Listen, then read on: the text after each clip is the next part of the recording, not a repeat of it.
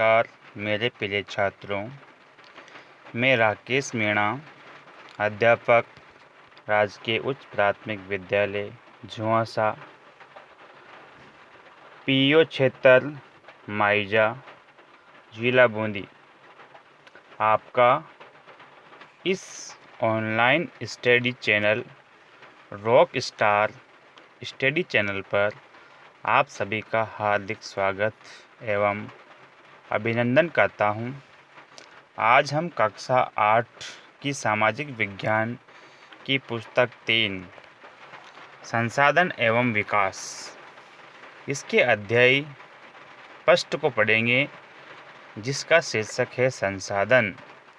तो बच्चों, आपके मन में ये सवाल उठ रहा होगा कि सर संसाधन क्या होता है। तो इसका सीधा सा जवाब ये है कि संसाधन प्रत्येक ऐसी वस्तु जिसका उपयोग आवश्यकताओं को पूरा करने के लिए किया जा सकता है, वह संसाधन कहलाता है। मतलब वह कोई भी वस्तु जिसका आप उपयोग करते हो और अपनी आवश्यकता की पूर्ति करते हो, वह क्या कहलाएगा? संसाधन कहलाएगा। जैसे आप कपड़े पहनते हो तो आप अपनी आवश्यकता की पूर्ति करते हो। जैसे आपको बर्तन किस लिए चाहिए? क्योंकि आपको खाना खाना है। अनाज किस लिए चाहिए? क्योंकि खाना बनाना है। और कंघा किस लिए चाहिए? क्योंकि आपको अपने बाल बाने हैं। और आपको किताब किस लिए चाहिए? क्योंकि किताब आपकी पढ़ाई की आवश्यकता को पूरी कर रही है। और जब आपको प्यास लगती है तो उस आवश्यकता को पूरी करने के लिए जल की आवश्यकता होती है। और जैसे रात में आप अंधेरे में रहते हो तो उस समय आपको विद्युत मतलब बिजली की आवश्यकता पड़ती है, या किसी भी साधन को चलाने के लिए बिजली की आवश्यकता पड़ती है। आप बच्चों जब स्कूल आते हो तो जिस रिक्शे से आते हो वह रिक्शा भी एक संसाधन है, क्योंकि उसका आपने उपयोग किया है और उसने आपकी आवश्यकता की पूर्ति की है। अर्थात एक वस्तु अथवा पदार्थ की उपयोगिता या प्रयोज्यता उसे एक संसाधन बनाती है। जैसे कपड़े हैं तो कपड़ों का आपके लिए उपयोग है, बर्तन का भी आपके लिए उपयोग है और उसको आप प्रयोग कर रहे हो। ये उपयोगिता और उसकी प्रयोज्यता उस पदार्थ को क्या बना देती है? संसाधन बना देती हैं। एक वस्तु उस समय संसाधन बन जाती है जब उस वस्तु का कोई मूल्य होता है। उस वस्तु का प्रयोग अथवा उपयोगिता उससे मूल्य प्रदान करते हैं। बच्चों, कोई भी वस्तु उस समय संसाधन बन जाती है जब उस वस्तु का कोई न कोई मूल्य होता है। अर्थात उसका प्रयोग आपके जीवन में कहीं न कहीं होता है, या फिर आपके लिए वह वस्तु उपयोगी है जिसका उसका आप प्रयोग करना चाहते हैं या उसका आप उपयोग करते हो, तो वह वस्तु क्या बन जाती है? संसाधन बन जाती है। समय और प्रौद्योगिकी दो महत्वपूर्ण कारक हैं जो पदार्थों को संसाधनों में परिवर्तित कर सकते हैं। बच्चों, समय और प्रौद्योगिकी प्रौद्योगिकी क्या होता है? प्रौद्योगिकी होता है हमारे नवीनतम ज्ञान से, या हमारे नवीनतम ज्ञान से हम किसी चीज़ का अनुप्रयोग करते हैं, मतलब किसी चीज़ को खोजते हैं प्रौद्योगिकी के माध्यम से, तो वह क्या कहलाती है? प्रौद्योगिकी कहलाती है। जैसे स्वयं मनुष्य भी एक महत्वपूर्ण संसाधन है। मनुष्य का ज्ञान, विचार, आविष्कार और खोज भी और अधिक संसाधनों की रचना कर सकते हैं। मतलब मनुष्य का विचार, आविष्कार और खोज और अधिक संसाधनों की रचना कर सकता है।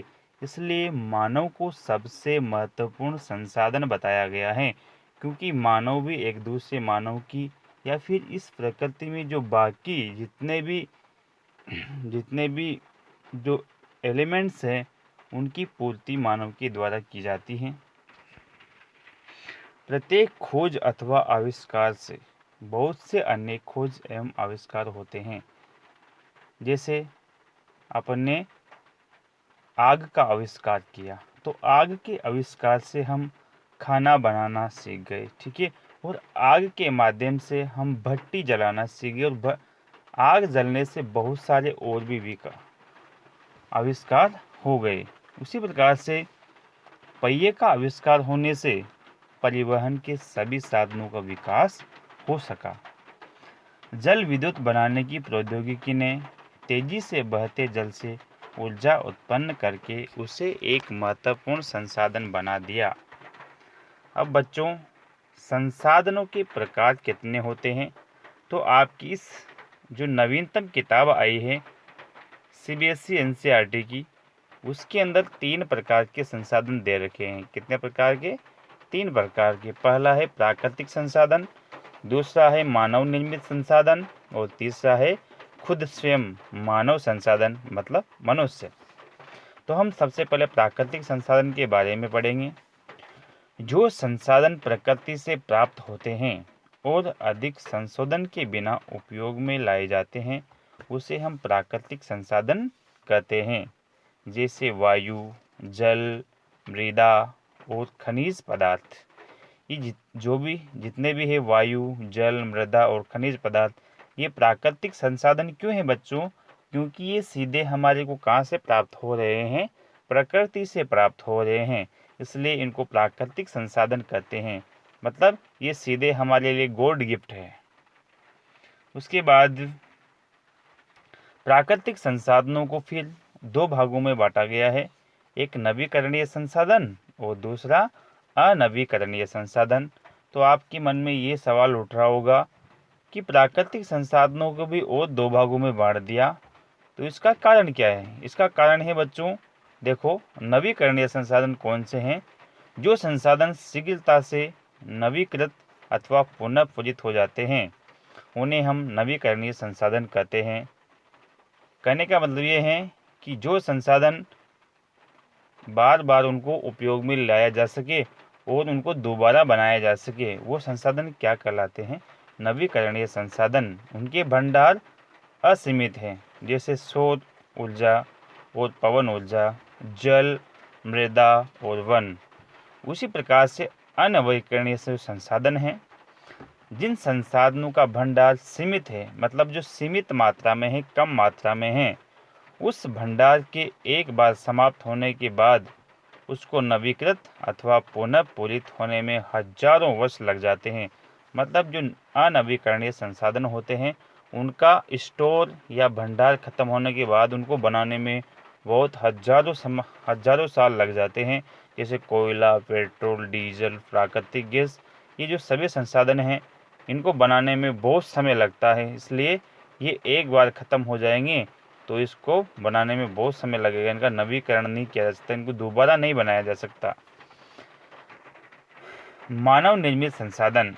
अब दूसरा संसाधन है मानव निर्मित संसाधन। प्रौद्योगिकी के माध्यम से प्राकृतिक संसाधनों का उपयोग करके मानव निर्मित संसाधन बनाए जाते हैं। कहने का मतलब है बच्चों, आदमी के द्वारा, लोगों के द्वारा, मनुष्य के द्वारा जो संसाधन प्राकृतिक संसाधनों की सहायता से बनाए गए, वह क्या कहलाते हैं? मानव निर्मित संसाधन। जैसे प्रौद्योगिकी भी एक मानव निर्मित संसाधन है, क्योंकि प्रौद्योगिकी एक नवीनतम ज्ञान का अनुप्रयोग ही क्या कहलाता है? प्रौद्योगिकी कहलाता है। तो ये किसके पास होता है? मनुष्य के पास। तो ये किसने बनाया? मनुष्य ने बनाया।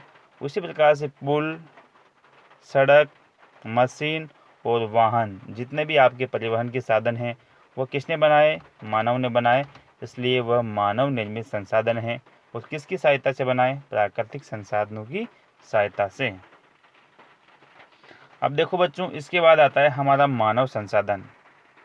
लोग और अधिक संसाधन बनाने के लिए प्रकृति का सबसे अच्छा उपयोग तभी कर सकते हैं जब ऐसा करने के लिए उसके पास ज्ञान हो, कौशल हो व प्रौद्योगिकी उपलब्ध हो। तो मानव संसाधन सबसे महत्वपूर्ण कब बनेगा? जब उसके पास ज्ञान होगा, कौशल होगा और नवीनतम प्रौद्योगिकी होगी। अतः मनुष्य मानव संसाधन हैं। मतलब खुद मनुष्य, मानव, लोग क्या है, मानव संसाधन हैं। अधिक संसाधनों के निर्माण में समर्थ होने के लिए लोगों के पास क्या होना चाहिए, उसके कौशल में सुधार होना चाहिए। और कौशल में सुधार करना मानव संसाधन का क्या कहलाता है बच्चों, विकास कहलाता है। अब आता है संसाधन संरक्षण। संसाधन संरक्षण की जरूरत क्यों पड़ी, क्योंकि बच्चों आज भौतिकवादी युग में हम संसाधनों का बहुत अधिक दोहन कर रहे हैं। दोहन का मतलब हम उनको फालतू में ही, बेकार में उनका उपयोग कर रहे हैं, या फिर उनका ज़्यादा मात्रा में उपयोग कर रहे हैं। तो इससे क्या होगा, जो संसाधन सीमित मात्रा में है, वो संसाधन सीमित मात्रा वाले जो संसाधन हैं वो क्या हो जाएंगे, एक समय समाप्त हो जाएंगे। तो हमारे को क्या है, सभी संसाधनों का ध्यान पूर्वक उपयोग करना चाहिए। तो देखो संसाधन संरक्षण होता क्या है। संसाधनों का सतर्कता पूर्वक उपयोग करना और उन्हें नवीकरण के लिए समय देना संसाधन संरक्षण कहलाता है। बच्चों, संसाधनों का हमारे को किस प्रकार से उपयोग करना चाहिए, सतर्कता पूर्वक उपयोग करना चाहिए और उन्हें नवीकरण के लिए समय देना चाहिए। मतलब उनको वापस बनाने के लिए क्या देना चाहिए, हमें समय देना चाहिए। तो यही क्या कहलाता है, संसाधन संरक्षण कहलाता है। अब संसाधन संरक्षण के अंतर्गत ही आता है सतत पोषणीय विकास।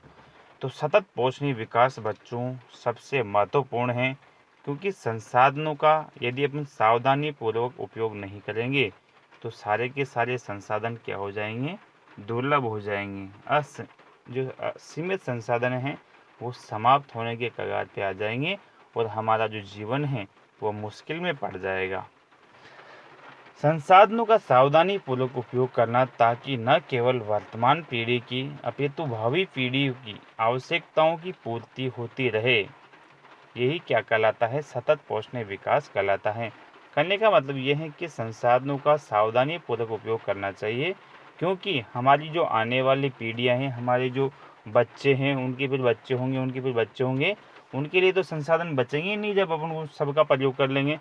तो उन भावी पीढ़ियों को ध्यान में रखकर हमारे को जो संसाधन है उनका सावधानी पूर्वक उपयोग करना ही क्या कहलाता है, सतत पोषणीय विकास कहलाता है।